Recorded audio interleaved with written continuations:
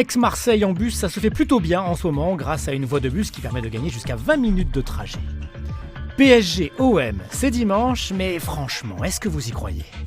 Et puis c'est parti pour le festival de cinéma de Gardanne, nous sommes allés dans les coulisses.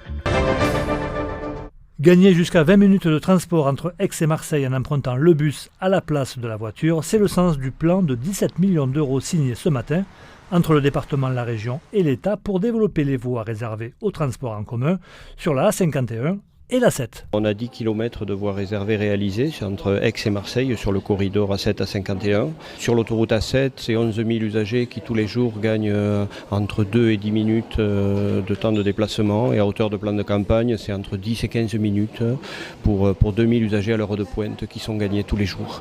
Donc au-delà du gain de temps absolu, c'est de la régularité.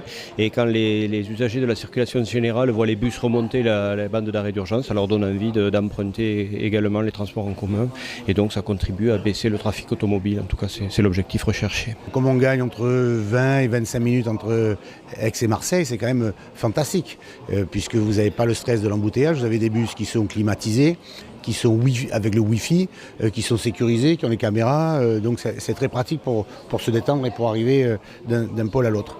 On a un très gros retard sur ce territoire, c'est constaté. Nous engageons des actions avec l'ensemble des collectivités, mais bon, ce sont des actions qui sont au niveau des transports en commun assez lourdes à porter financièrement. Donc ce que nous avons fait dès 2015, d'abord, moi j'ai signé le contrat état-plan région, ce qui nous permet aujourd'hui de pouvoir travailler en collaboration avec la région et avec l'État et de signer cette convention pour que nous puissions avoir déjà des voies réservées pour les bus.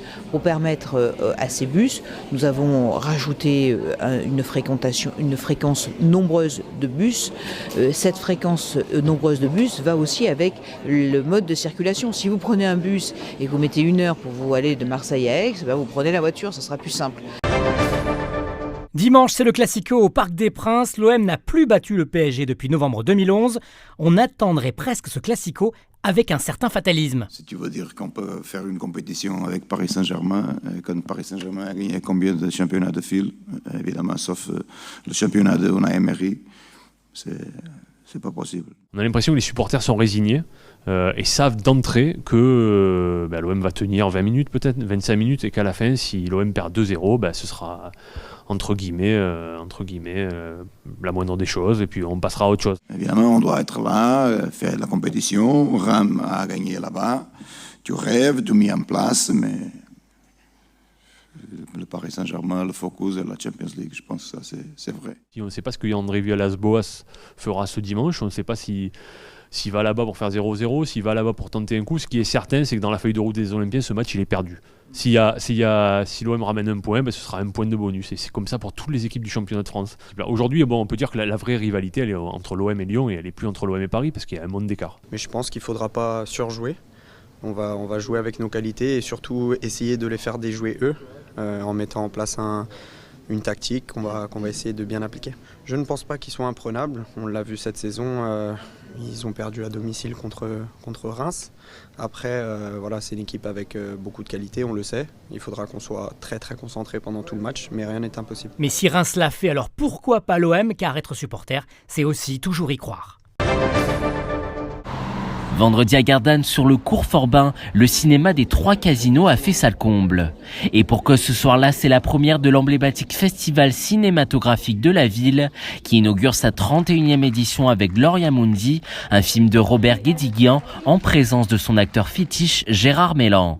Mais avant que les lumières ne s'éteignent, les organisateurs ont tenu à partager un moment chaleureux avec leurs habitués, dont certains ont même pris des vacances pour assister à un maximum de projections. Tous les ans, c'est toujours le même régal parce que les programmations, elles sont vraiment super.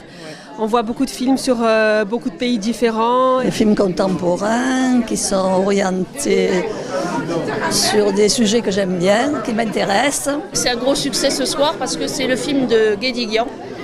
Donc on est quand même à Marseille ou pas loin. Donc là, je sais que les 2 salles sont prises et c'est un très très bon début pour ce festival. Et ce soir à l'entrée, c'est Edith qui assure l'accueil du public, comme à son habitude depuis 32 ans. Au début, c'était un tout petit festival parce qu'on n'occupait que 2 salles sur 3. Et après, ça a pris de l'ampleur et on a travaillé sur les 3 salles.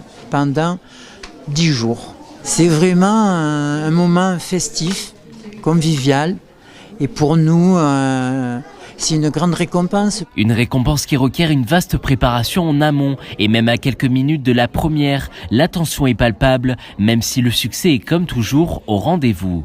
On est un peu fébrile quand même, voilà, toujours. Surtout qu'on a mis pas mal de semaines à le préparer. On a toujours l'angoisse, là par exemple, au dernier moment, on va être honnête, on n'avait pas de serviette. On s'est dit zut, on a un petit couac dans le buffet, mais bon, je pense que les gens ne nous en ont pas voulu. Puis surtout qu'il y a beaucoup d'habitués. Il y a l'appréhension, un problème technique, n'importe quoi, etc. en cabine. Surtout qu'ils annoncent un temps absolument abominable pendant le festival et j'espère surtout que ça ne va pas nous gâcher la fête parce que les projecteurs, c'est très sensible, ces petites bêtes-là, et ça se met en sécurité assez rapidement. Donc je croise les doigts parce que je ne voudrais pas que ça nous gâche la dizaine de jours qu'on va passer ensemble.